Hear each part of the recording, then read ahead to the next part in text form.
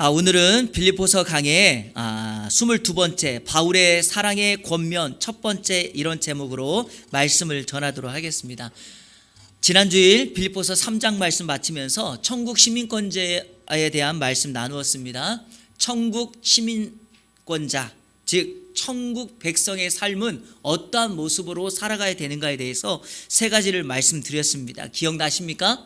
한 주간 그렇게 사셨죠? 자, 우리 한번 복습해 볼까요? 첫 번째, 자막 보시면서 함께 읽겠습니다. 믿음의 본을 따라 살아야 된다. 그래서 바울이 자신과 동역자들을 본받고, 그리고 바울이 구체적으로 본받아 살았던 예수 그리스도를 본받아 살라고 권면하였습니다. 자, 천국 시민권자는 두 번째요, 어떻게 살아야 됩니까? 십자가의 원수를 대적하며 살아야 된다. 그래서 우리 인생은 세상의 경향을 쫓는 사람과 하나님의 경향을 쫓는 사람 두 종류가 있고, 우리는 세상의 경향이 아니라 아브라함처럼 말씀 따라 하나님께로 기울여 살아야 된다라고 했습니다. 자, 세 번째는 뭡니까? 이 땅이 아니라 하늘의 소망을 두고 살아야 된다라고 말씀드렸습니다. 성도의 삶은 이 땅에서의 삶이 끝이 아니기 때문에 결국 우리의 영혼은 천국과 지옥의 삶이 기다리고 있기에 우리들은 지옥이 아니라 천국 가야 된다 그랬습니다. 그리고 우리의 몸이 예수 그리스도 재림하실 때 어떻게 된다고요? 예수 그리스도의 형체와 같이 변형될 것이기에 우리는 반드시 천국 시민권을 가지고 그 시민다운 삶을 살아야 된다 말씀드렸습니다. 자, 오늘부터는 빌립보서의 마지막 장 4장 말씀을 함께 나누도록 하겠습니다. 이 빌립보서라고 하는 편지의 결론이자 마지막 바울의 권고 당부의 말씀입니다. 오늘 이 마지막 단락에 1절부터 9절까지 바울이 사랑하는 성도들에게 권면의 말씀을 합니다. 저는 이 권면을 오늘 말씀 포함해서 3번에 걸쳐서 좀 세밀하게 여러분들에게 말씀을 전하도록 하겠습니다. 사전에서요, 권면이라는 단어를 찾으면 이렇게 되어 있습니다. 우리 한번 읽어볼까요? 시작. 남을 알아듣도록 타일러서 어떤 일에 힘쓰게 함. 없나요? 제가 안 했네요. 죄송합니다. 이 권면이라는 말이 사전에서 이렇게 되어 있어요. 남을 알아듣도록 타일러서 어떤 일을 힘쓰게 한다라고 하는 뜻입니다. 바울이 지금까지 빌립보서 1장, 2장, 3장에 자신이 빌립보 교회 성도들에게 필요한 여러 가지 말씀들의 주제를 나누었습니다. 그리고 마지막 결론적으로 이 후반부에 이제 앞에서 너희에게 전했던 이 말씀들을 잘 마음에 새겨서, 그러니까 이 권면 잘 알아듣도록 타일러서 이제 이 말씀대로 실천하며 살아야 된다라고 말하고 당부하고 있습니다. 그래서 제가 권면이라는 말을 쓴 거고요. 다른 말로 표현하자면 당부, 권고, 부탁, 또 심지어는 명령으로 강하게 표현할 수도 있겠습니다. 편지의 말미이기 때문에 분량은 짧습니다. 하지만 그 힘의 무게만큼은 매우 묵직합니다. 더욱이 바울은 지금 이 편지를 쓸 때 감옥에 있었기 때문에 성도들과 함께 할 수 없는 그 안타까운 마음을 이 편지에 담았기 때문에 이 마지막 결론 부분은 더 각별하고 진지합니다.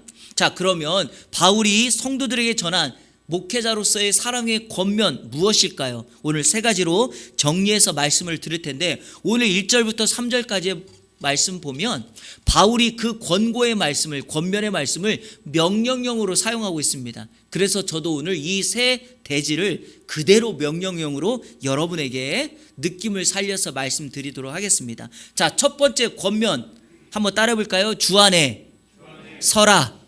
주 안에 서라. 자, 우리 1절 말씀 다 같이 읽겠습니다. 시작.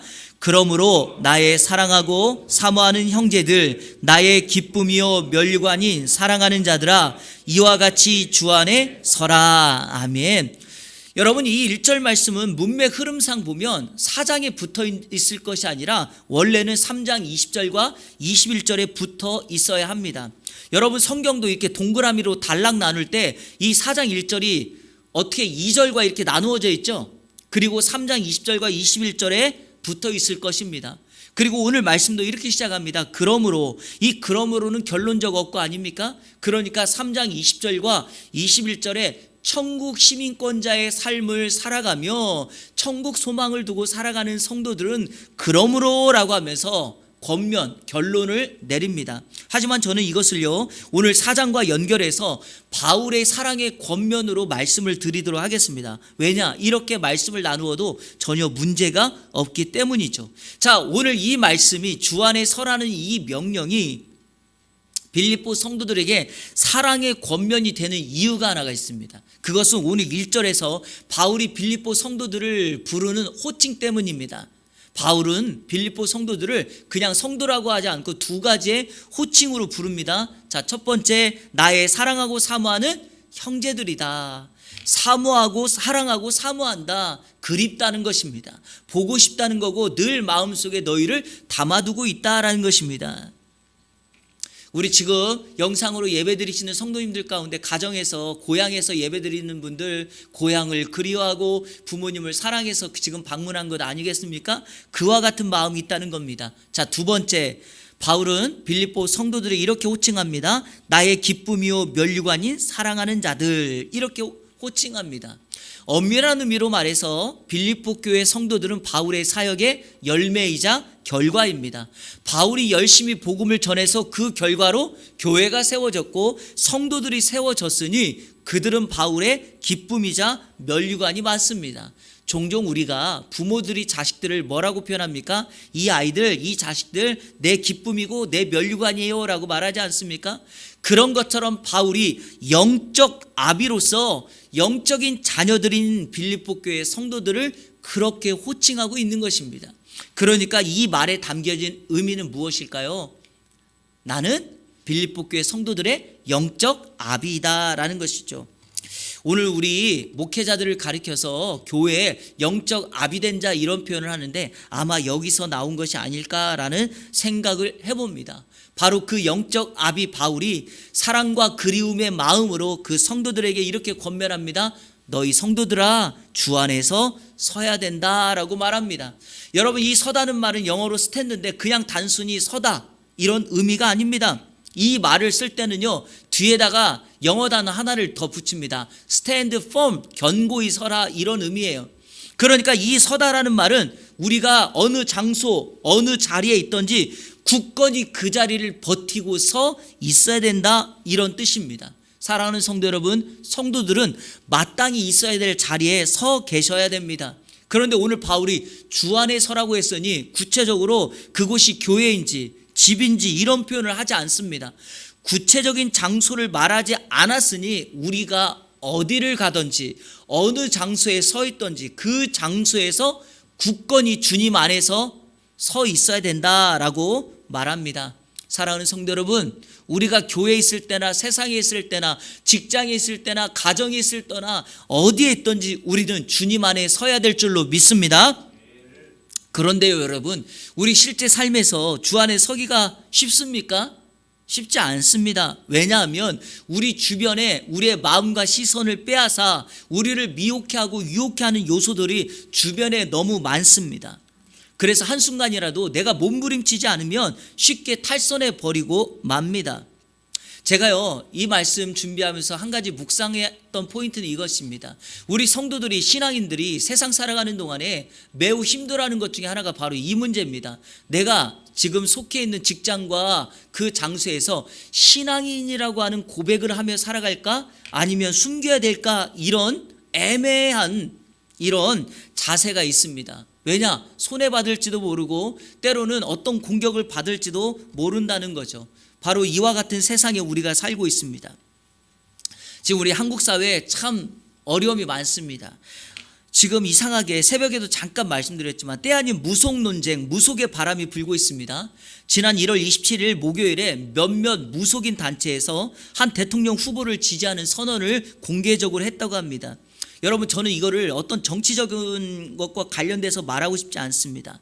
신앙적인 차원에서 말하고 싶습니다. 무속신앙이라고 하는 것은요, 과거로부터 항상 우리 기독교를 대적하고 공격하는 것이었기 때문에 우리는 이 부분, 이 사회 패턴을 영적 전쟁으로 봐야 합니다. 역사적으로 우리나라는 토속신앙과 무속신앙에 물들어 살았던 민족 아닙니까? 그것을 가리켜서 사회적인 용어로 샤머니즘에 물들어 살았다라고 말합니다. 자, 여러분, 샤머니즘이 혹시 뭔지 아십니까? 우리 자막 보시고 한번 읽어볼까요? 샤머니즘 시작. 샤먼을 통해 질병과 사업, 삶의 영역의 문제를 해결하고 궁극적인 성공과 형통을 이루고자 하는 원시 종교, 이거를 뜻합니다. 여러분, 여기서 중요한 건 샤먼이에요. 샤먼을 통해서 한마디로 말하면 나의 목적과 수단을 이루어내는 원시적인 종교다라는 것입니다. 자, 그러면 여러분, 샤먼이 뭡니까? 샤먼. 자, 샤먼도 사전을 찾아보면 이렇게 돼 있어요. 같이 읽어볼까요? 시작. 샤머니즘에서 병을 고치고 공동의 제사를 주관하며,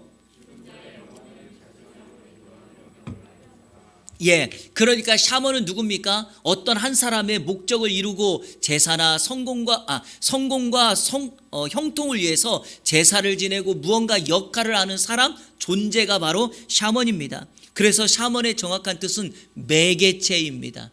그 샤먼을 통해서 무언가를 이루어내는 거죠. 사람일 수도 있고요, 어떤 신비로운 신이나 존재일 수도 있고 어떤 대상일 수 있습니다. 우리나라는 이런 대상이 많죠. 점을 치는 점쟁이, 구슬하는 무당, 마을이나 산을 호령하고 다스리는 산신령, 신령들, 또 마을을 지키는 수호신과 같은 어떤 나무, 그리고 어떤 조각상, 어떤 불상, 이런 것들이 여기에 해당됩니다. 그리고 참 우연찮게도 지금 우리가 여러분 설 명절을 맞이하고 있지 않습니까? 명절마다 가정에서 항상 다툼, 적지 않은 다툼이 일어나는 문제가 뭡니까? 제사를 지내야 되냐 말아야 되냐도 결과적으로 이런 거 아닙니까? 귀신이나 혼령이 있기 때문에 어떻게 하느냐는 거예요? 죽은 자가 돌아오기 때문에 제사를 지내야 된다. 이런 모든 것들이 다 샤머니즘의 일종입니다. 분명하게 말씀드립니다. 중요한 건 이 세상에 샤먼은 존재하지 않습니다. 사단이 점쟁이나 무당이나 어떤 존재를 미혹하고 혼미케 하여 그 대상들로 하여금, 사람들로 하여금 진짜 샤먼이 있고 진짜 이런 존재가 있는 것처럼 속이는 것 뿐입니다. 아까 제가 샤머니즘을 원시 종교라고 했잖아요. 원시 종교는 왜 그러냐면 신이 분명하지 않기 때문에 자연이나 영혼이나 어떤 세상의 것들을 섬기는 종교를 원시 종교라고 합니다. 미비하게. 자, 여러분, 제가 분명하게 다시 한번 말씀드립니다. 만에 하나 정말 샤먼과 같은 존재가 있을지라도 우리 성도님들은 정말 걱정할 필요가 없습니다. 왜냐하면 성경에 보면 예수님께서, 예를 제가 실례로 드는 겁니다. 거라사 지방에 지나가셨을 때 사나운 귀신 들린 사람이 예수님이 지나가는 걸 알고 예수님께 나와서 이런 말을 합니다. 우리가 당신과 무슨 상관이 있길래 여기를 지금 지나가십니까? 귀신 들린 자가 이런 얘기를 해요. 왜냐? 귀신은요, 예수님이 메시아이고 예수님이 하나님의 아들인 걸 정확하게 알기 때문에 그들은 예수님 앞에 굴복할 수밖에 없고 무릎 꿇을 수밖에 없습니다. 그래서 예수님이 그 귀신 들린, 사나운 귀신 들린 자에게 이렇게 말합니다. 명확하게는 귀신에게 선언한 것입니다. 말 한마디로 당장 거기에서 나와라. 그랬더니 사나운 귀신이 나와서 돼지떼에 들어갔다가 그 돼지떼가 물살에, 절벽에 떨어져서 몰살당합니다. 제가 왜 이 말씀을 드립니까? 아무리 귀신이, 샤먼이라고 하는 존재가 있을지라도 예수님 앞에 굴복하게 되어 있습니다. 예수와 함께하는 성도들 앞에 굴복하게 되어 있습니다. 그러므로 세상에 애매하게 무속이나 잘못된 샤머니즘에 빠져가지고 아침에 일어나서 신문에서 오늘의 운세를 보고 그걸 따라서 오늘 조심해야 되겠다 이런 생각이 아니라 오늘 아침에 일어나서 주보에 있는 성경 말씀 암송구절 그걸 다시 한번 읽고 오늘 나는 하나님의 자녀로서 이렇게 살아가야 된다, 이런 결단의 삶을 살아가는 저와 여러분 다 되시기를 주님의 이름으로 축원합니다.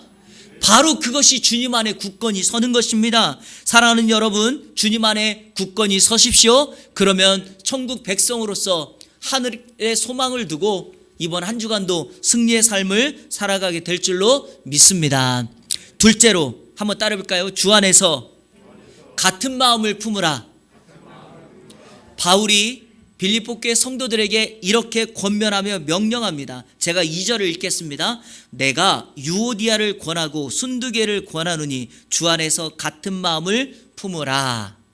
여러분 1절 말씀은요, 대상이 성도들입니다. 그런데 2절은요, 바울이 구체적으로 두 사람의 이름을 기록하며 유오디아 순두계라고 하는 사람에게 권면하고 당부합니다. 이 두 사람이 누군가? 3절에 보니까 이 두 사람은 여인들입니다. 두 여성에게 분명하게 말합니다. 주 안에서 같은 마음을 품으라. 자, 먼저 두 여인의 이름의 뜻을 좀 설명할 필요가 있습니다.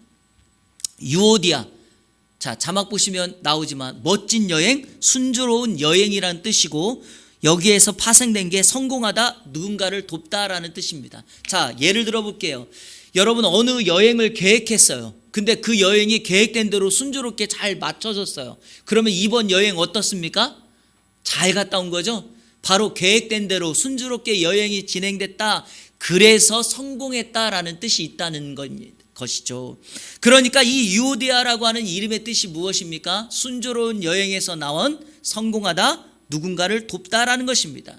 이 유오디아가 누구일까? 이 유오디아는 루디아와 같은 여성 CEO 같습니다.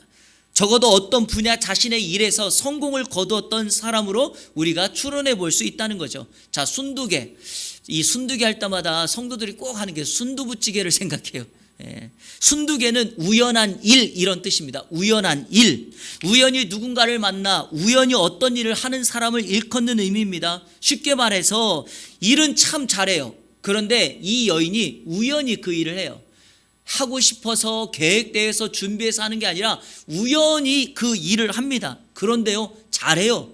그래서 매우 즉흥적이고 함께하는 일에 대해서는 좀 까다롭지만 맡겨진 일을 할 때는 잘하는 이런 사람입니다.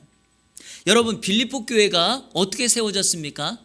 바울이 2차 전도여행을 시작하면서 아시아로 가서 복음을 전하고 싶었지만 성경님께서 아시아에 가서 복음 전하는 걸 막고 유럽으로 가서 복음을 전하라고 해서 마게도냐 사람 환상을 보고서 바울의 전도팀이 유럽의 전도 여행을 시작할 때 첫 번째 지역으로 간 지역이 바로 빌립보였고, 자, 거기서 만났던 첫 번째 전도자가 누구였습니까? 전도의 열매가 우리가 잘 아는 루디아라는 여성이었고, 이 빌립보 교회가 루디아의 집에서 시작됐습니다. 여러분, 첫 번째 만난 전도의 열매가 여성 루디아였고, 그 집에서 교회가 시작되다 보니 다른 바울이 설립한 교회와는 다르게 빌립보 교회는 여성 파워, 여성들의 역할이 매우 주도적이었습니다. 그러니까 이 빌립보서에서 오늘 유오디아와 순두계가 나오는 이유는 바로 이 두 여성이 빌립보 교회 여성 지도자로서 큰 헌신을 했던 인물로 알려져 있습니다. 자, 오늘 우리 교회식으로 말하자면 아마 이런 거 아닐까요? 여전도의 총회장, 권사회 회장. 느낌만 들어도 파워가 매우 느껴지지 않습니까? 그런데 이 두 여인이, 이유는 원인은 알 수 없지만 다툼이 생긴 것 같습니다. 그리고 그들의 문제가 바울에게까지, 즉 감옥에 있는 바울에게까지 전달이 되었기에 바울은 두 사람을 향하여 이렇게 권면합니다. 주 안에서 같은 마음을 품으라. 왜 이렇게 말합니까? 마음이 지금 나누어졌기 때문입니다. 마음이 하나 되지 못하고 있기 때문에 두 여인을 지목하고 그 두 여인의 이름을 쓰면서 마음이 하나 돼야 된다라고 말합니다. 사실 성도 여러분, 교회라고 하는 공동체의 특성상 연합하고 하나 된다는 건 정말 어렵습니다. 왜냐하면 정말 다양한 배경에 있는 사람들이 예수 그리스도를 믿어서 교회에 오지 않습니까? 고향도 다르고 습관도 다르고 언어 패턴도 다르고 정치색도 다르고 가지고 있는 지식도 다르고요. 여러 가지가 다릅니다. 자, 그렇게 다른 사람들이 모여서 교회라는 공동체를 이루고 하나됨과 연합을 이루어 간다는 거 쉬운 일이 아닙니다. 그래서 예수님도 요한복음 17장에 대제사장의 기도를 드리며, 즉 십자가를 지시기 전에 제자들과 이 땅에 있는 세상을 향하여 뭐라고 말했습니까? 하나 되라라고 권면하시고, 그들을 위하여 친히 기도하셨습니다. 바울도 에베소서, 빌립보서 할 거 없이 성경 곳곳마다 이 편지 속에서 교회는 성도 간에 연합하고 하나되어야 된다라고 강조했습니다. 이렇게 하나됨이 중요한데 하나되기가 쉽지 않다는 것입니다. 바울이 굳이 유오디아와 순두계라고 하는 두 여인의 이름을 거론하면서까지 그 두 사람의 화해, 두 사람의 연합을 촉구했던 것은 바로 두 가지 이유 때문입니다. 하나는 두 사람이 이 빌립보 교회 안에 차지하는 역할, 그게 컸고요. 또 하나는 두 여인의 분쟁으로 말미암아서 교회와 성도들에게 미칠 파급이 컸기 때문입니다. 그러니까 빨리 회복하라는 것입니다. 한국교회 지금 지도자와 중직자들 간의 다툼이 생겨서 이 불협화음 때문에 교회가 얼마나 시끄럽습니까? 문제가 있고 다툼이 있는 교회들도 매우 많습니다. 이러한 때 여러분 교회는 하나 되고 그리고 그 하나 되지 못한 것 때문에 더 크게 문제가 확대되는 것을 속히 막아야 합니다. 자, 그렇다면 이 두 여인이 어떻게 하나 될 수 있을까요? 오늘 본문에 나와 있는 것 하나, 그리고 제가 여러분에게 권면해 드리는 것 하나, 두 가지를 여러분에게 말씀드리겠습니다. 이 두 가지는요, 오늘 우리 교회에도, 이 땅에 있는 모든 교회에도 동일하게 필요한 것입니다. 자, 그 두 가지 중에 첫 번째, 분열과 연합하지 못하는 유오디아와 순두계가 화해하고 하나 될 수 있었던 것, 하나 될 수 있는 이유는 방법은 무엇인가? 첫 번째는 예수님의 마음을 갖는 거예요. 다시금 예수님의 마음을 회복하는 것입니다. 성도 여러분, 우리 이거 어디서 살펴보았죠? 빌립보서 2장에서 예수님의 마음을 가지라 말하지 않았습니까? 궁극적으로 두 사람이 하나 되지 못하는 건 마음에 예수님의 마음이 없기 때문이고, 아니 예수님의 마음이 있었을지라도 지금은 시간이 흘러서 그 마음이 식어졌기 때문입니다. 여러분은 어떠합니까? 빌립보서 2장을 설교한 적이 오래 지났기 때문에 예수님의 마음 기억하고 계십니까? 식어진 여러분들 계실까봐 오늘 우리도 다시 한번 확인하고 넘어가도록 하겠습니다. 빌립보서 2장 3절 4절. 자, 우리 자막 보시고 같이 읽겠습니다. 시작. 아무 일에든지 다툼이나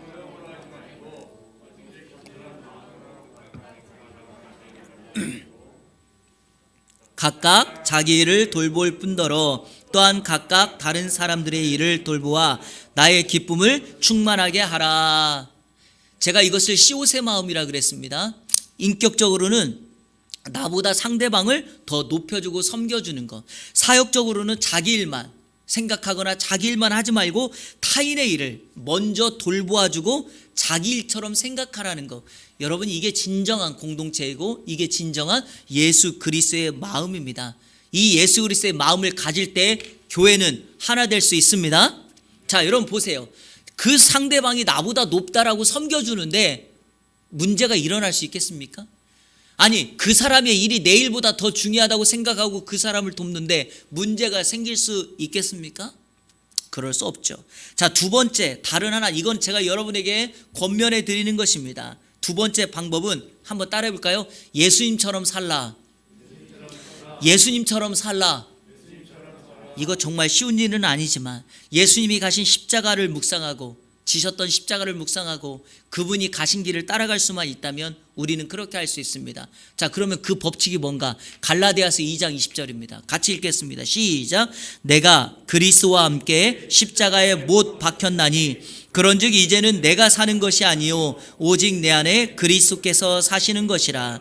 이제 내가 육체 가운데 사는 것은 나를 사랑하사 나를 위하여 자기 자신을 버리신 하나님의 아들을 믿는 믿음 안에서 사는 것이라. 아멘. 자, 여러분, 죽은 사람은 말이 없죠? 죽은 사람은 자신의 목소리를 크게 내지 않습니다. 자기 주장 내세우지 않습니다. 무슨 말일까요? 예수님처럼 살라는 것은 궁극적으로 어느 공동체든지 하고 싶은 말이 많지만 내 자아를 죽여서 그 상대방을 높여주라는 것입니다. 자아를 십자가에 못 박고 예수님의 가신 길을 따라갈 때 그 공동체의 분열과 다툼 사라지게 되고 그 공동체는 반드시 연합하게 될 것입니다. 바로 예수님처럼 살고 예수님의 마음을 품을 때 유오디아와 순두계의 그 화해하지 못하고 연합하지 못하는 그들의 문제를 해결하여 예수님처럼 살아가게 되는 공동체가 될 줄로 믿습니다. 저는 우리 이안교회에 이런 모습이 많아지기를 축복합니다. 성도들의 아픔을 바라보면서도 그건 너의 일이고 내 일은 아니다라는 생각이 아니라 그들의 일을 돌보아주고 함께하며 눈물로 기도하며 함께 고통을 나누고 기쁨은 또 늘려내는 그런 삶의 모습이 있기를 주님의 이름으로 축원합니다. 세상 사람들이 감당할 수 없기에 우리는 받은 은혜를 담장을 넘어 이 축복을 흘려보내는 삶이 돼야 됩니다. 세상 사람들이 우리를 향해 저 사람들은 왜 저렇게 살아갈까라고 하는 질문을 갖도록 해야 합니다. 그때 우리는 이렇게 말할 수 있죠. 우리 안에 예수 그리스도의 마음이 있고 우리는 예수의 길을 간다. 바로 그것이 우리 교회가 빌립보 교회 같은 공동체가 될 수 있는 유일한 방법인 줄로 믿습니다. 이번 명절에도 우리 사랑하는 가족들, 형제들에게 이와 같은 모습으로 나아가서 그리스도의 사랑을 실천하는 우리 모든 성도들 되기를 주님의 이름으로 축원합니다. 마지막 셋째로 한번 따라합시다. 동역자들을 도우라. 자, 우리 3절 말씀 다 같이 읽겠습니다. 시작. 또 참으로 나와 멍에를 같이 한 내게 구하노니 복음에 나와 함께 저 여인들을 돕고 또한 글레멘드와 그 외에 나의 동역자들을 도우라. 그 이름들이 생명책에 있느니라. 아멘. 여러분 3절은 좀 주의해서 보셔야 됩니다. 이 구문을 잘못 이해할 수 있기 때문입니다. 자, 한글 성경만 보면 이렇게 되어 있죠. 저 여인들을 돕고 또한 글레멘드와 그 외에 나의 동역자들을 도우라. 이렇게 나눠져 있죠.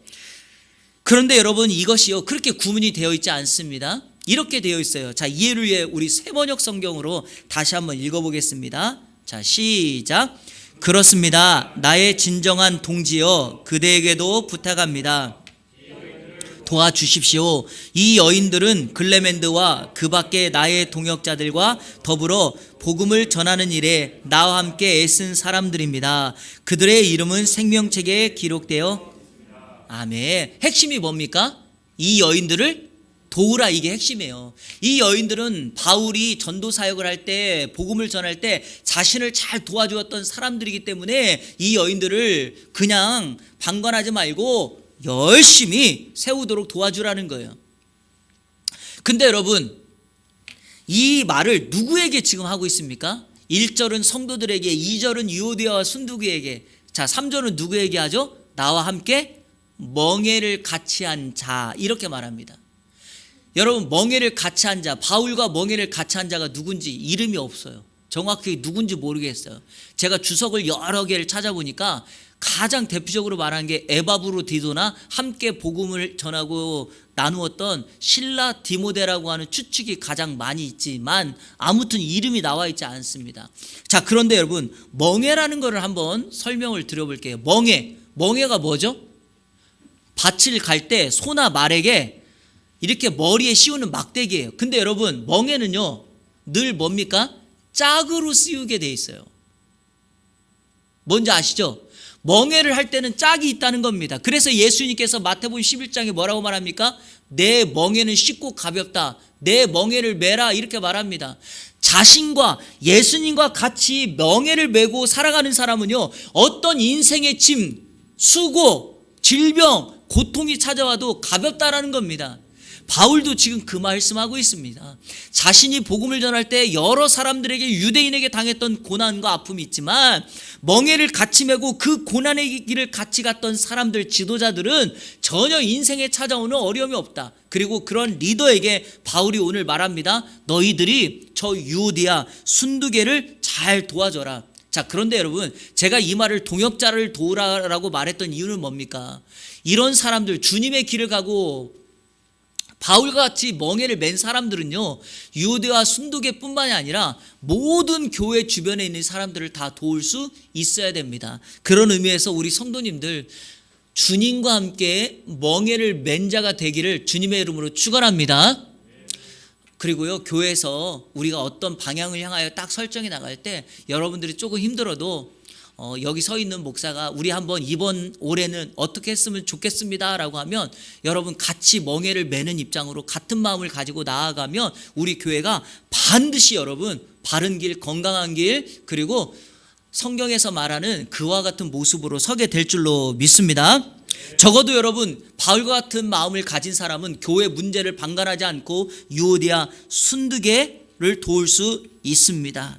우리 교회가 바른 방향으로 서야 될 모습이 이렇게 멍에를 같이 매는 삶으로 살아가야 될 줄로 믿습니다. 말씀을 맺겠습니다.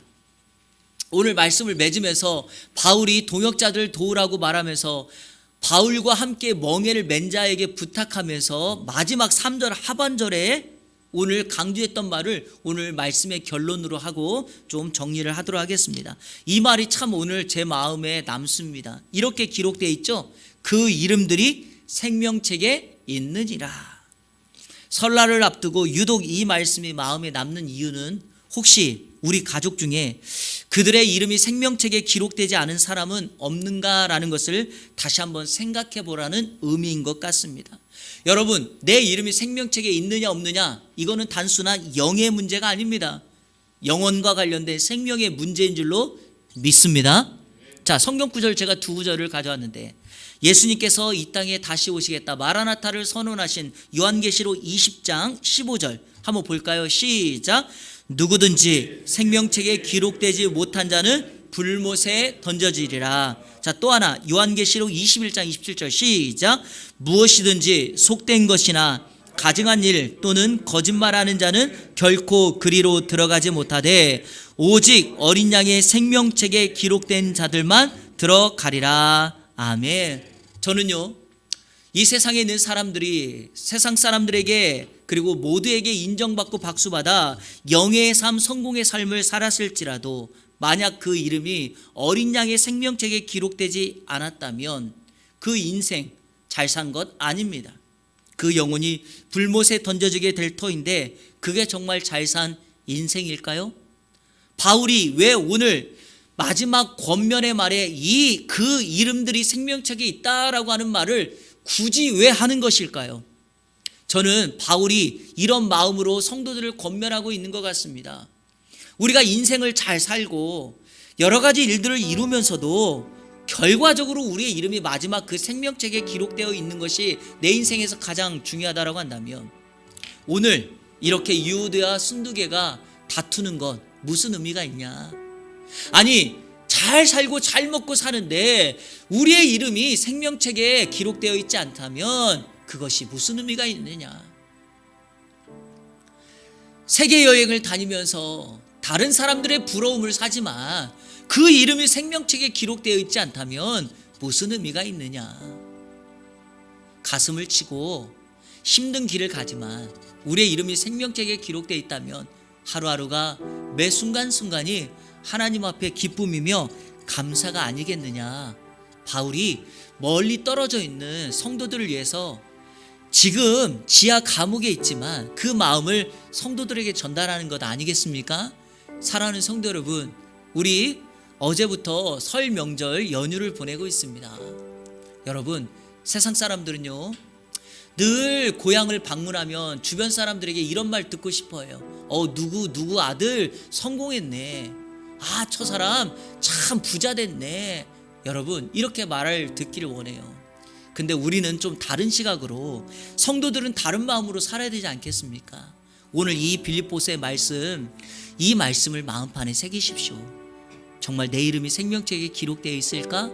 바울이 이렇게 권면하여 오늘 세 가지 전해주었던 이 마음, 주 안에 서라, 주 안에서 같은 마음을 품으라, 동역자들을 도우라, 이 명령 권면으로 받아 이번 한 주간도 주님 안에서 승리의 삶을 살아가는 예안의 모든 성도들 다 되시기를 우리 주 예수 그리스도의 이름으로 축원합니다. 우리 시간에 다 같이 합심하여 한번 말씀 붙들고 기도하는 시간을 갖도록 하겠습니다. 하나님, 내 이름 생명책에 기록되지 않는 어리석음, 그런 잘못된 삶 내려놓고 온전히 예수 그리스도 나의 구세주로 주인으로 영접하여 내 이름 영원한 어린 양의 생명책에 기록되게 하여 주옵소서. 그래서 오늘 바울이 우리에게 마지막 권고하였던 것처럼 내 평생의 삶 주 안에서 서서 주 안에서 같은 마음을 품어 동역자들을 도우며 살아가는 아름다운 천국 시민의 삶을 살게 하여 주옵소서. 이번 명절에 가족들, 형제들 만나면 예수의 사랑을 나누고 예수 그리스도의 복음을 증거하여 더 늦기 전에 예수 믿고 함께 천국 소망을 갖는 그러한 은혜가 있게 해달라고 우리 시간에 다 같이 합심하여 기도하며 나갑니다. 살아계신 아버지 하나님 감사합니다. 하나님 1월의 마지막 주일 설 명절을 앞두고 우리가 이렇게 함께 예배하며 바울의 마지막 권고의 말씀을 살펴보았습니다. 감옥에 있어서 그들과 함께하지 못하는 바울이 그들을 정말 사랑하며 영적 아비의 마음을 가지고 간절한 마음을 그들에게 안타까운 마음으로 전하였습니다. 있는 자리를 굳건히 서서 버티어 주 안에서 서게 하여 주옵소서. 다툼과 분쟁과 또 여러 가지 싸우는 모습을 통하여 하나 되지 못하고 살아가는 그 유오디아와 순두개를 향하여 주 안에서 예수 그리스도의 마음을 가지고 예수 그리스도의 삶을 살라고 그 길을 가라고 명령하였던 것처럼 우리도 그 길을 향하여 달려나갈 수 있게 하여 주옵소서. 또한 아버지 하나님 동역자들을 돕고 주님과 멍에를 같이 매무로 말미암아서 이 세상 살아가는 동안에 많은 사람들을 돕고 섬기며 주님의 몸된 교회의 공동체를 아름답게 세워나갈 수 있는 성도의 삶을 살아가게 하여 주옵소서. 바울이 마지막으로 그 이름들이 생명책에 있다는 말씀을 나누면서 기록하면서 그 마음을 우리가 그대로 전달받습니다. 얼마나 안타까우면 얼마나 그들을 향하여 그 마음을 세우고 싶었으면 이 마지막 말로 생명책에 대한 이야기를 하겠습니까? 이번 설 명절을 맞이하여 우리도 같은 마음을 가지고 우리의 가족들에게 우리의 이름이 생명책에 기록되어 있을 수 있도록, 우리의 이름만이 아니라 온 가족들의 이름이 생명책에 기록되어 있을 수 있도록 예수를 증거하며 복음을 전하며 함께 신앙생활하며 떨어져 있지만 있는 곳에서 예배하고 주의 사랑을 나누는 삶을 살아갈 수 있도록 인도하여 주옵소서. 우리 사랑하는 성도들 안전하게 돌아오게 하여 주시고 이번 명절 동안에 주의 사랑을 나눌 수 있는 복된 역사가 있게 하여 주옵소서.